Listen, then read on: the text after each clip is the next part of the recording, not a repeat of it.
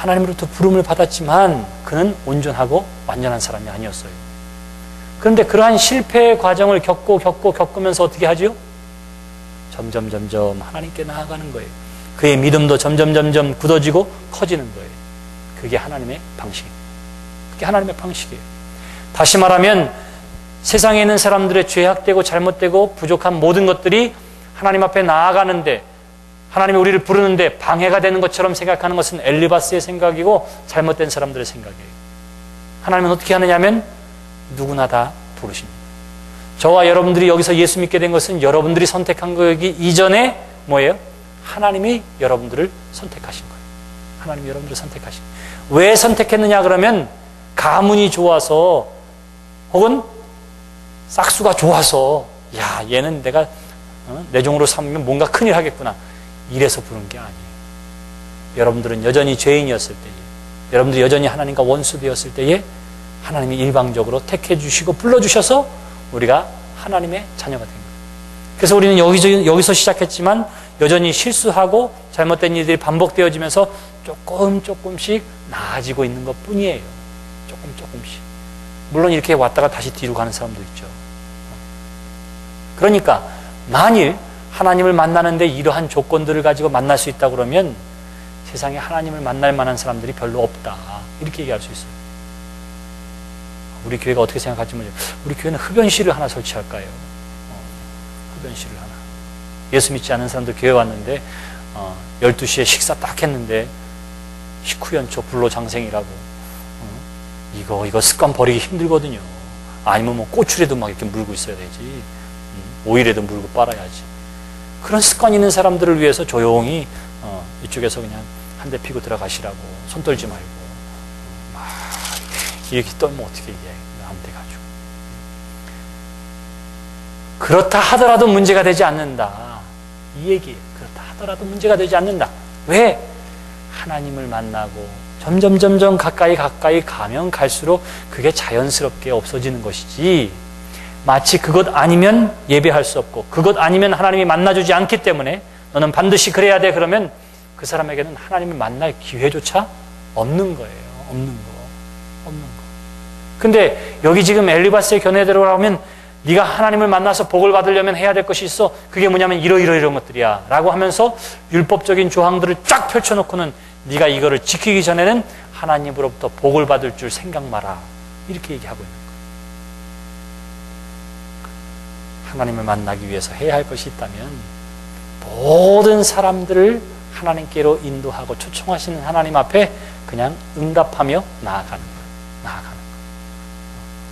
가만 오늘 저녁에 사람들이랑 먹다가 뭐 회식하느라 그냥 술 한잔 했어요. 얼굴이 좀 뻘개요.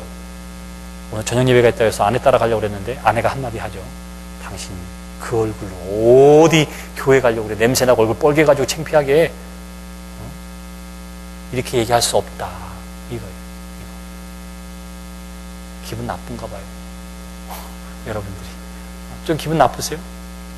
왜 눈을 땡그랗게 뜨고 그래도 그렇지 하나님 앞에 가는데 막 이런 표정을 짓는지 모르겠어요. 하나님 앞에 나오는데 그렇습니다. 하나님 앞에 나오는데. 근데 이렇게 들으면 이미 하나님을 알고 가까이 나오고 뜻을 아는 사람은 그럴수록 뭐예요? 하나님 앞에서의 예를 지켜요. 예를. 그러나 그 전에는 어떻게 해요? 그런 것들이 중요하지 않아요. 하나님을 만나면 그 만남이 변화를 일으킵니다. 그러니까 변해야만 하나님을 만나는 것이 아니라 하나님을 만나면 변하는 거예요. 근데 우리는 흔히 어떻게 하죠? 하나님 만나기도 전에 변해야 할 목록들을 쫙 작성해요.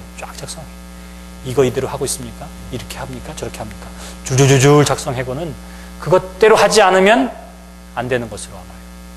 근데 엄밀하게 이야기하면 하나님을 만나는 것보다 우선되는 일은 없습니다. 그것에 많은 율법의 조항이라 하더라도 하나님을 만나는 데 방해가 된다면 그거는 쓰레기예요. 하나님을 만난 후에 그러면 하나님의 뜻을 알고요, 하나님이 기뻐하시는 것이 무엇인지 관심을 갖기 시작해요. 그 다음에 어떻게 해요? 그 다음에 그 하나님의 관심, 하나님의 눈에 맞추려고 노력하는 거예요. 그때는 뭐예요? 억지로가 아니라 저절로 하는 거예요. 생각해 보세요. 담배 끊어야 교회 나올 수 있습니다. 이런 사람은 흡연자는 절대로 교회 나오지 못하고 하나님 만나지 못해요. 근데 그거 관계없이 교회 나와서 예배드리는데, 창세기를 읽는데 하나님이 흙으로 사람을 지으시고 그 코에 생기를 불어넣으셨다 이래요. 그 코에 생기를 불어넣으셨어요. 우리는 그냥 니코틴 하얀 거 이렇게 내쉬는 그 코에다가 생령, 푸뉴마, 하나님의 영을 후 하고 불어넣으셨다. 우리가 그렇게 해서 창조된 영혼이라고. 목사가 설교하고 하나님의 말씀을 듣습니다. 그런데 어느 날 하나님을 만나면 그 말씀이 마음밭에 새겨지는 거예요.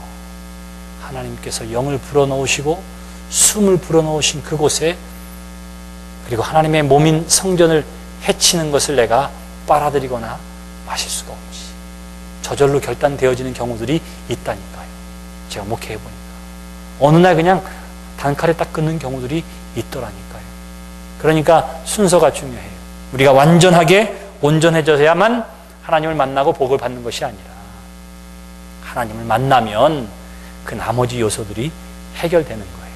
그러니까 보화를 티끌로 여기고 오빌의 금을 계곡의 돌로 여기라. 통장에 있는 돈, 뭐 CD로 묶어놓은 거, 주식, 스탁 이런 거 다 돌처럼 여기고 하나님 앞에 다 드리고, 그리고 나왔더니 하나님 만나주시느냐? 이거 아니란 말이에요. 이거 아니란 말이에요. 하나님을 만나면, 더 귀한 것을 알고 나면 그것이 인생의 우선순위가 바뀌는 것이지, 이래야만 하나님으로부터 복받거나 이런 사람만이 하나님을 만나는 것은 아니라 그것입니다. 그런데 여기 지금 엘리바스는 욥에게 이야기할 때 그 순서를 잘못하고 있는 거예요. 우리가 기억해야 할 것 있습니다. 그것은 뭐냐면, 우리가 하나님을 택하는 것이 아니라 먼저 하나님이 우리를 택했다고 하는 사실을 기억하십시오. 그래서 우리는 너는 택한 족속이요 왕 같은 제사장이며, 베드로전서 2장 9절에서 그렇게 이야기하잖아요. 많은 사람들 가운데에 먼저 택함 받은 거예요. 이게 얼마나 큰 특권이에요. 하나님이 우리를 선택해 주셨으니까, 택해 주셨으니까. 우리는 그래서 그 택함 받은 사람이라고 하는 것을 기억하는 것이 중요합니다. 택함 받았지만 우리는 완전한 상태에서 택함 받은 것이 아니에요. 그러니까 부족하면 부족한 대로, 죄의 모양은 죄의 모양대로 그냥 하나님을 만나는 것입니다. 하나님이 어디 계신가 찾는 것입니다. 하나님의 음성에 귀를 기울이시는 것입니다. 그러다 보면 하나님의 은혜가 그 마음 가운데 들어가고, 그러면 말씀이 비로소 그 마음밭에 새겨지기 시작하는 그날이 와요. 그날이 와. 여러분들의 목사의 설교가 귀에 쏙쏙 들어오는 날은 언제냐면 예수님 만난 다음 날부터예요. 예수님.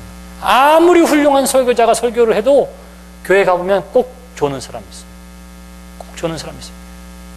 그리고 아무리 들어도 이 설교가 무슨 내용인지 잘 안 들어와요. 여러분들은 괜찮다 하더라도 여러분 주변 전도한 사람이 그러면 그걸 이해해야 돼요. 근데 어느 순간에 이 귀가 열려서 하나님의 말씀이 들리기 시작한다니까요. 들리기. 그거 왜 그럴까요? 드디어 시작된 거예요. 드디어. 자, 그 순서를 잘 살피시기를 바랍니다. 자, 26절. 이에 내가 전능자를 기뻐하여 하나님께 얼굴을 들 것이라. 하나님께 얼굴을, 완전해졌을 때에 하나님께 얼굴을 드는 것이 아니라, 우리가 하나님께 얼굴을 들면 그때에서야 비로소 뭐예요? 변화가 일어납니다. 변화 받아야 하나님을 만나는 것이 아니라 하나님을 만나야 변화가 받습니다. 엘리바스는 지금 그 순서를 거꾸로 하고 있는 거예요.